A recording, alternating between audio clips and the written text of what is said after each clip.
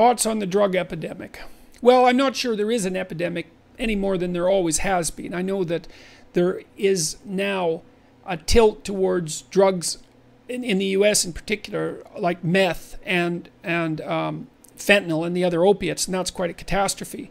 A lot of that is occurring among people who don't have meaning in their lives, I would say. And you might think that's a facile answer, but it's not. You know, like here's the rat literature. Like if you take a rat, lab rat, typical lab rat is, you know, genetically bred to be identical with many other lab rats, and he lives alone in a cage, and he's got a pretty miserable rat life because rats are social animals and they don't like to live in cages by themselves. And you can get a lab rat in a cage addicted to cocaine in no time flat, and he'll like press a lever for cocaine reward, pretty much to the exclusion of all else, including sex and often including food.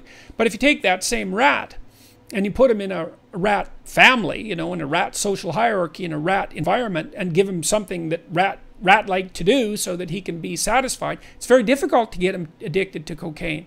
And so I would say the reason that people take psychomotor stimulants, and all the drugs of serious abuse are psychomotor stimulants, regardless of what else they might be, they activate the dopaminergic system, which is the system that tracks reward and that is associated, that's activated when you pursue valuable goal-directed behavior.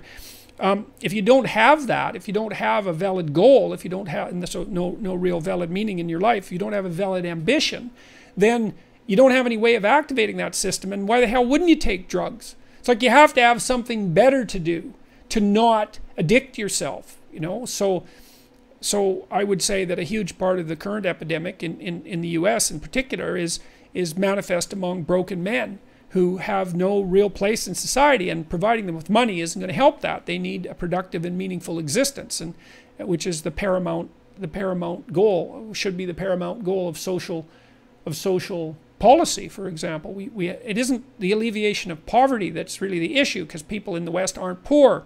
There might be a bit of a distribution problem, but we're not poor. What we have is we have a problem of meaningful engagement, and that's what has to be addressed, and that's why I do the work that I'm doing. So